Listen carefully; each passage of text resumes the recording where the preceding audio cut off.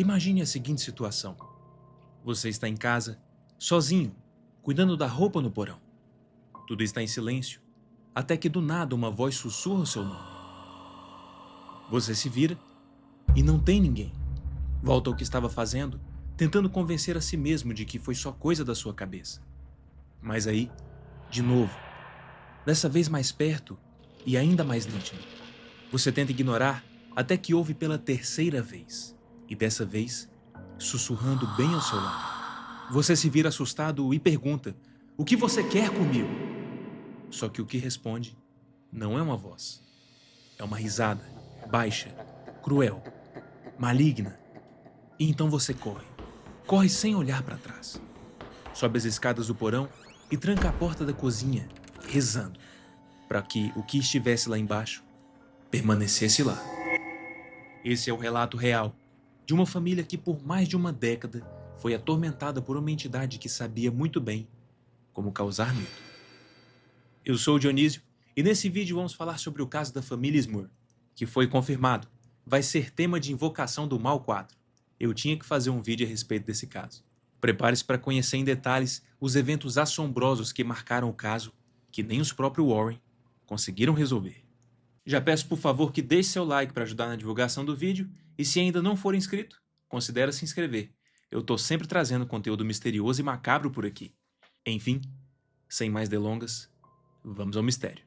Essa história se inicia em 1973.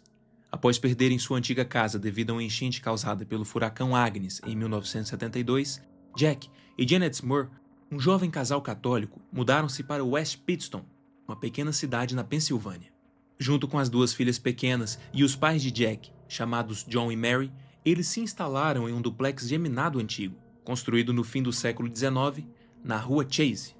A família ocupava um lado da casa, enquanto os pais de Jack viviam na outra metade. A casa precisava de alguns reparos e todos se empenharam em reformá-la. Pintura nova, alguns cômodos reformados e móveis novos foram apenas algumas das melhorias que a família fez no novo lar. Inclusive, fizeram isso com muita animação. Afinal, tinham feito um ótimo negócio na compra da casa e também porque estavam super empolgados com a perspectiva de um lar harmonioso.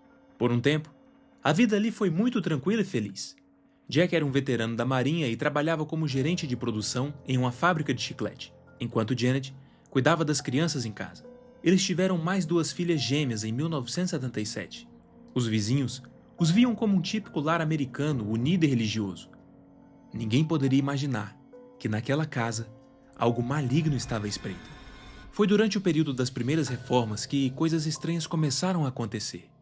No começo, eram eventos fáceis de descartar. Ferramentas que desapareciam e reapareciam depois em lugares errados, o rádio que, mesmo desligado, começava a tocar estáticas de repente, e luzes que acendiam e desligavam sozinhas sem que ninguém tivesse apertado o interruptor. Até que os acontecimentos começaram a tomar contornos mais sombrios. Pouco depois da mudança, em 1974, Mary Smurr comprou um carpete vermelho novo para a sala. Mas ao desenrolá-lo, encontrou uma mancha escura de graxa bem no meio. Ela limpou e o tapete ficou impecável, apenas para a mesma mancha reaparecer dias depois. Ela limpava e a mancha simplesmente voltava repetidamente. E isso continuou acontecendo até a família desistir e jogar o carpete fora. Em outra ocasião, numa noite comum, a televisão repentinamente começou a pegar fogo enquanto Jack assistia a um filme de faroeste. A partir daí, outros itens eletrônicos sofreram o mesmo destino. O fogão elétrico, novinho, também pegou fogo sem motivo e até a fiação do carro novo de Jack queimou dias após a sua compra. Ainda durante as reformas, John, o pai de Jack, encanador experiente, soldou perfeitamente algumas tubulações soltas, mas, ao ligar a água, todas as juntas vazaram ao mesmo tempo, como se algo tivesse sabotando seu trabalho. Além disso, canos e ralos quebravam repetidas vezes sem nenhuma explicação lógica. Naquela casa, cada reparo simples se tornava um desafio interminável. Alguns danos assumiram um aspecto ainda mais sinistro. Certa manhã, o casal encontrou a banheira e a pia, novas, completamente arranhadas, como se um animal raivoso tivesse passado garras afiadas na porcelana durante a noite. E essas marcas apareciam até nas pinturas novas das paredes. Até a filha mais velha, Dawn, começou a relatar visões estranhas. Com cerca de 10 anos, Foram várias as vezes que ela correu em pânico para o quarto dos pais, alegando ter visto pessoas flutuando em torno do seu quarto. Jack, como sempre, ia lá averiguar o quarto da garota e, claro, nunca encontrava nada. À noite, as cadeiras de balanço que ficavam na varanda rangiam como se alguém tivesse confortavelmente sentado nelas. E quando os Ismore saíam para verificar, viam apenas as cadeiras ainda se mexendo, completamente vazias. Mas, mesmo com esse conjunto de estranhezas, a família impressionantemente reagia com bom humor e ceticismo saudável, atitude que talvez seja reflexo da forte fé católica que cultivavam. A crença os fazia acreditar que nada de maligno os venceria facilmente, mas essa complacência não duraria muito. Cada ano que passava trazia acontecimentos mais difíceis de ignorar e ainda mais assustadores. Conforme os anos 1980 avançavam, os fenômenos na casa se intensificaram de modo expressivo. À medida que a presença misteriosa revelava intenções mais sombrias, o bom humor com o qual a família tratava os eventos começou a dar lugar ao medo. Em 83, um odor horrível e inexplicável impregnou a casa por meses. Um fedor de podridão tão forte que todos começaram a se sentir mal. A família limpava tudo, buscava vazamentos, procuravam se não havia nenhum bicho morto no porão, mas sem sucesso. O cheiro vinha do nada e, da mesma forma, desaparecia. De acordo com Jack, esse odor surgiu pela primeira vez enquanto ele rezava o terço ao lado da cama. Parecia que aquilo que os atormentava não estava nada satisfeito com as suas orações. Até os pais de Jack, do outro lado da casa, começaram a perceber coisas estranhas. Certa noite, ouviram vozes furiosas e palavrões do lado de Jack e Janet, como se o casal brigasse de forma violenta. Ficaram tão assustados com a forma que eles estavam brigando que correram até a casa deles para verificar se estava tudo bem. Apenas para encontrarem o lar completamente vazio, sem sinal nenhum de briga acontecendo ali. Foi também nesse período que as manifestações deixaram de ser apenas travessuras irritantes e passaram a aterrorizar explicitamente. Janet Ismore vivenciou um episódio arrepiante enquanto estava sozinha em casa no porão. Enquanto lavava roupas, ela teve a nítida impressão de ouvir alguém chamar o seu nome. Janet. Janet, com seu coração disparado, congelou. Olhou ao redor e não viu nada. Apenas o vazio do porão mal iluminado e o som distante da televisão no andar de cima. Então, a voz feminina sussurrou de novo. Dessa vez, ainda mais perto. Aterrorizada e com a voz tremendo, ela perguntou: "O que você quer?" E mais nada se ouviu. Até que uma risada baixa ecoa no ar vazio.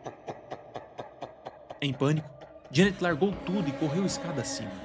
Trancou a porta do porão atrás de si e imediatamente se agarrou ao seu rosário e rezou fervorosamente, implorando a Deus proteção contra seja lá o que estivesse ali.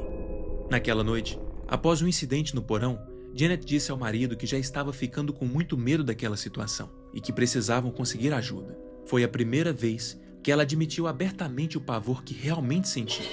Jack concordou, mesmo tendo muito preconceito com investigadores paranormais. Para ele, todos eram charlatões sensacionalistas, mas a situação estava tão feia que ele não teve outra alternativa. Eles passaram os meses seguintes numa frustrante busca de auxílio, contatando autoridades, padres e até órgãos públicos. Os poucos investigadores paranormais recomendados mostravam-se teatrais demais ou interessados em dinheiro. Enquanto isso, as investidas sombrias não paravam. Até então, a entidade não os tinha feito nenhum mal físico, pelo menos não até 1985. A partir dessa data, os eventos começaram a ficar francamente perigosos. Numa noite, após colocarem as crianças para dormir, Jack e Janet tinham cochilado quando um estrondo violento os despertou. Assustados, eles correram para o corredor e se depararam com uma cena aterrorizante. Shannon estava caída ao fundo da escada, encolhida contra a parede, chorando baixinho. Parecia que ela tinha sido derrubada lá de cima. Desesperados, os pais verificaram se ela estava ferida. Milagrosamente, ela tinha somente machucados leves. Para Jack e Janet, aquela foi a gota d'água. A ameaça já não era mais indireta, já estava machucando as suas filhas inocentes. Pouco tempo depois, outro acontecimento quase trágico reforçou a urgência. Durante os preparativos para a primeira comunhão de Kim, a filha de 13 anos, um estrondo seco de rasgo ressoou pelo teto. Junto do som, um lustre pesado da cozinha caiu diretamente sobre as crianças. Janet conseguiu empurrar Kim para baixo da mesa antes que o lustre a acertasse. Shannon, porém, não teve tempo e foi atingida de raspão no ombro pela luminária de quase 1,20 m. A peça se espatifou no chão. Foi por questão de centímetros que Shannon não foi atingido na cabeça, o que teria sido fatal. A partir desse momento, a família passou a viver em alerta constante, rezando diariamente para protegerem sobretudo as crianças, e intensificaram ainda mais a busca por auxílio especializado. Foram 10 meses de ligações e reuniões com padres, conselheiros e qualquer um que pudesse dar uma pista. Por volta de janeiro de 1986, finalmente ocorreu um avanço. Uma amiga da família ligou para Janet com uma recomendação um tanto inesperada. Ela mencionou um professor da faculdade local que estudava casos de infestação demoníaca. Janet marcou um encontro, e esse professor ouviu seus relatos e, compadecido, sugeriu que eles buscassem ajuda com um casal de pesquisadores paranormais muito respeitados, Ed e Lorraine Warren. Esperançosa, ao terminarem a conversa, pegou o telefone e discou o número fornecido pelo professor. Nessa época, Ed e Lorraine já eram conhecidos mundialmente por investigar fenômenos sobrenaturais. Ele, um demonologista autodidata, e ela, uma médium clarividente desde a infância. Juntos, haviam dedicado décadas a casos famosos, inclusive o notório caso de Amityville. Quando Janet contou a seu marido sobre os Warren, ele concordou em convidá-los imediatamente. Pouco depois, Ed e Lorraine Warren chegaram a West Pittston e foram até a casa da família Smurf. Ao entrar na residência, Lorraine fechou os olhos e inspirou profundamente, se concentrando. Imediatamente, ela sentiu um peso sombrio no ar. A médium declarou que ali habitavam 4 entidades distintas. Segundo Lorraine, 3 eram espíritos humanos: o de uma senhora idosa benevolente, o de uma jovem raivosa e o de um homem que sofreu e morreu naquela casa anos antes. Mas o 4º espírito era o mais terrível. Era um demônio maligno que estaria manipulando os outros 3, usando eles como fantasmas marionetes para causar terror e destruir a família. Ed Warren, experiente em confrontar supostas forças do mal, começou a investigação entrevistando a família. Ele buscava algum gatilho para a infestação. Perguntou sobre a vida familiar, saúde mental, uso de tabuleiros Ouija ou se a família tinha praticado algum ato de ocultismo. Mas nada de especial surgiu. Os Smurf eram temente a Deus, não tinham envolvimento com o oculto e, tirando o estresse dos fenômenos, eram uma família plenamente normal.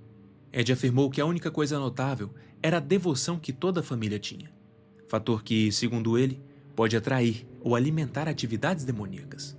Ele especulou que alguma entidade sombria estava dormente naquela casa há décadas. Com a chegada dos Smurf, a coisa despertou para distorcer a fé da família e transformá-la em medo. Na primeira noite que os Warren passaram no local, decidiram provocar a entidade para revelar a sua presença. Ed e Lorraine montaram equipamentos de gravação de áudio e fotografia em vários cômodos. E então, no quarto principal, tocaram músicas religiosas em alto volume e começaram a rezar fervorosamente, segurando um crucifixo e espalhando água benta. A reação foi quase imediata e assustadora. Lorraine sentiu um gelo atravessar o ar. A temperatura despencou subitamente em torno deles. Um frio nada natural, considerando que estavam em pleno verão. Em seguida, uma massa escura começou a se formar a poucos passos deles. Ao mesmo tempo, batidas e arranhões soaram atrás de Ed, como se algo invisível corresse nas paredes. O espelho tremia na cômoda e gavetas abriam e fechavam sozinhas violentamente. A cama chegou a sacudir como se alguém a estivesse chacoalhando. Ed, em meio a todo aquele cenário de terror, gritou: "Em nome de Jesus Cristo, eu ordeno que você se afaste dessa família." E então, o silêncio. Até que do espelho embaçado, surgiu em letras trêmulas uma mensagem de dentro para fora: "Seu desgraçado, saia dessa casa."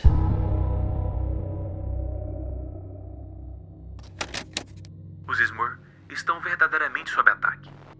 O fantasma, demônio, seja lá o que for, está nessa casa, declarou Ed Warren à imprensa posteriormente. Ele estava convencido de que enfrentava um espírito poderoso e perigoso, capaz de interagir fisicamente e psicologicamente com as suas vítimas. Ao longo das semanas, o casal acumulou evidências inquietantes. Batidas fortes nas paredes eram captadas pelas gravações de áudio, respondendo a perguntas ou insultos propositais que Ed fazia para provocar a entidade. Em certos registros, ao reproduzir a fita cassete, descobriram não só estampidos secos na parede, como também estranhos sons de porcos guinchando ao fundo. Ed e Lorraine se entreolharam. Nos casos mais extremos de infestação demoníaca, ouvir grunhidos de porco é um sinal clássico, associado à presença do maligno. Esses áudios serviriam, segundo ele, como evidência de que não era imaginação da família. Algo real e mau habitava aquele lar. Diante de tamanha atividade, os Warren concluíram que seria necessária trazer ajuda religiosa formal. Eles aconselharam os Smoore a envolver a Igreja Católica, uma vez que o caso apresentava claros sinais de uma infestação demoníaca severa. Ed, que era católico devoto, explicou à família os 4 estágios clássicos de um ataque demoníaco. Infestação, que é quando a entidade infiltra-se no local. Opressão, que são ataques e tormentos à família. Possessão, a tentativa de controlar o indivíduo. E, por fim, se nada for feito para deter o demônio, o último estágio era a morte.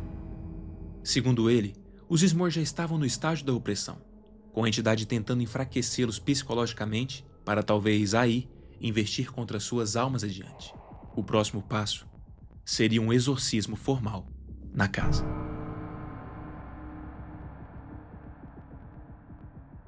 Em meados de 86, após muita insistência, os Smoore conseguiram o envolvimento de um padre experiente disposto a realizar o rito do exorcismo no lar. O escolhido foi o padre Robert McKenna, um clérigo tradicionalista com vasta experiência em exorcismos. Na tarde marcada, a família toda e os investigadores reuniram-se na sala de estar, unindo-se em oração. O padre McKenna chegou com batina e estola roxa, trazendo seu ritual romano em latim, água benta, um crucifixo e todas as ferramentas sagradas necessárias. Antes de iniciar, ele advertiu que o rito poderia enfurecer o espírito. Precisamos rezar com mais fervor do que nunca, disse ele enquanto abria seu livro ritualístico. Então, aspergiu água benta pelos cantos e deu início à longa liturgia do exorcismo, invocando o nome de Deus e do arcanjo Miguel para expulsar o mal dali. A cerimônia durou várias horas. A cada oração enfática do padre, batidas ecoavam nas paredes e ruídos estranhos reverberavam pela casa, como se a própria estrutura protestasse. Janet e as filhas seguravam terços, rezando. Jack caminhava com o padre carregando uma vela acesa. Do andar de cima, veio um estrondo, mas McKenna continuou firme com suas entoações em latim. Conforme o ritual avançava, alguns deles relataram sentir um perfume de rosas no ar, algo tradicionalmente visto como um sinal da presença divina durante exorcismos bem-sucedidos. Finalmente, o padre declarou a casa abençoada e livre do mal, pelo poder de Cristo. Exaustos, mas esperançosos, todos se abraçaram em alívio. Pela primeira vez em muito tempo, os dias que seguiram foram de verdadeira paz na casa dos Smoore. Mas, tragicamente, essa calmaria foi apenas o prelúdio da retaliação mais feroz que eles já enfrentaram. 6 dias após o exorcismo, a família foi despertada de volta ao pesadelo. Primeiro, uma das filhas gêmeas, Karin, adoeceu gravemente do nada, com febre alta e vômitos sem nenhum diagnóstico claro. Interpretaram isso como um contra-ataque do demônio. Em seguida, veio o choque maior. Dawn, agora com 16 anos, quase foi vítima de uma agressão sexual sobrenatural. A adolescente estava sozinha no banheiro se preparando para tomar banho, quando ouviu um leve toque-toque na parede. Achou que era o de sempre, talvez apenas a entidade lembrando que ainda estava lá e não deu muita importância. A essa altura, uma simples batida na parede já não era algo que a aterrorizava mais. Dawn entrou no chuveiro, deixou a água morna escorrer, tentando relaxar após o dia da escola. Foi então que sentiu mãos invisíveis agarrando fortemente seus braços. Em um segundo, uma presença se colocou diante dela. Não havia corpo visível, mas a garota sentiu claramente a pressão de um ser contra o seu corpo, de forma lasciva e agressiva. O pavor tomou conta. A coisa apertava seus braços com tanta força que a garota chorava de dor. Reunindo suas últimas forças, Dawn empurrou a coisa e saltou para fora do box, rompendo a cortina de plástico com um rasgo, e gritou pelos pais em puro desespero. Jack e Janet correram até o banheiro e encontraram a filha enrolada numa toalha, encostada à parede no corredor, trêmula e soluçando. A partir daí, o inferno se instalou de vez. O demônio parecia determinado a mostrar seu poder e punir a família por desafiá-lo. Jack começou a ser levantado e arremessado da cama por forças invisíveis. Também relatou ter visto em outra ocasião uma criatura grotesca que parecia um porco em pé andando sobre as patas traseiras que ficava rondando pela casa.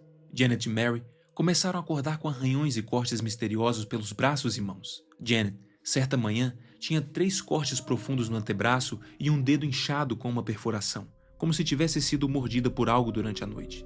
John sofreu acessos de hipotermia repentina, Seu corpo gelava de dentro para fora, como se tivesse sido trancafiado em um freezer. Nem cobertores conseguiam aquecer ele. Até o cachorro da família começou a ser atacado.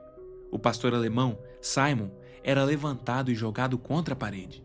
Com a igreja local relutante em se envolver diretamente e os ataques piorando, os Warren aconselharam os Smoore a tornar o caso público.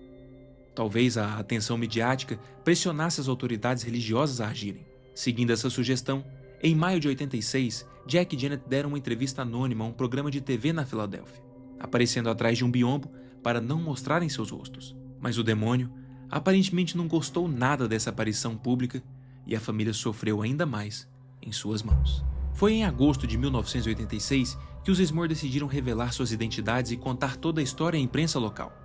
A partir daí, o caso explodiu na mídia. Equipes da CNN, CBS e outros veículos nacionais faziam plantão em frente à casa. Crianças e curiosos se aglomeravam na rua para olhar a casa mal-assombrada de longe, numa mistura de medo e fascínio. A rua até chegou a ser fechada em alguns dias devido ao trânsito de curiosos e céticos que vinham conferir o local. E claro, para a família Smoore foi um período extremamente difícil. Além do assédio espiritual, agora sofriam também com o assédio público e a incredulidade de muitos. Mas, pelo menos conseguiam aquilo que queriam: atrair a atenção da igreja. A diocese de Scranton finalmente designou padres e peritos religiosos para avaliarem a situação. Grupos de oração foram organizados para rezar na casa e Ed Warren planejou um grande exorcismo coletivo com vários sacerdotes. O padre McKenna realizou um terceiro exorcismo na casa e, novamente, após o rito, os fenômenos cessaram completamente. Por 3 meses, os Smoore desfrutaram de paz. Nenhum ruído, nenhum mau cheiro, nada de ataques. Parecia, enfim, que a tormenta tinha terminado. No entanto, pouco antes do Natal de 1986, Jack Smoore teve uma última visão apavorante. Ele avistou no corredor uma figura negra que o chamava, acenando para que se aproximasse. Apavorado, interpretou que se tratava do terceiro estágio do ataque demoníaco e que aquilo fosse um convite à possessão. Jack agarrou seu rosário e orou com toda a fé que tinha até a aparição sumir. Nos dias seguintes, infelizmente tudo voltou. Batidas, fedores pútridos e ataques violentos retornaram. Cansados, frustrados e se sentindo derrotados, os Smoore decidiram que não dava mais para permanecer naquela casa. Em 1987, eles finalmente se mudaram de West Pittston, indo morar na cidade vizinha de Wilkes-Barre. Mas, será que a entidade não foi com eles? Nos primeiros meses após a mudança, pequenos fenômenos ainda os incomodavam. Ruídos de batidas nas paredes, sombras passageiras, mas nada comparado ao que viveram naquela casa. Em 1988, a Igreja Católica interveio diretamente realizando um quarto e último exorcismo, agora na nova casa dos Smoore, com autorização formal do Vaticano. E dessa vez, ao que tudo indicou, o ritual deu certo. Os Smoore finalmente se viram livres da sua perseguição demoníaca. Depois que os Smoore saíram, a casa da Rua Chase foi alugada para outra família. Deborah Owens, que passou a morar lá em 1988, disse nunca ter presenciado nada de sobrenatural enquanto viveu lá. E claro, isso forneceu munição para os céticos dizerem que nada jamais estivera ali, que tudo estava na cabeça dos Smoore. De fato, como é comum em casos assim, houve forte ceticismo desde o início da história. Vizinhos e algumas pessoas sugeriram que Jack e Janet pudesse ter inventado ou exagerado a história para lucrar com vendas de livros ou aparições na mídia. Investigações realizadas pelo Comitê de Investigação Científica de Alegações Paranormais em 1986 não encontraram evidências objetivas do sobrenatural. Quem esteve à frente dessa investigação declarou que tudo não passou de uma farsa, possivelmente fruto de ilusões ou problemas psicológicos.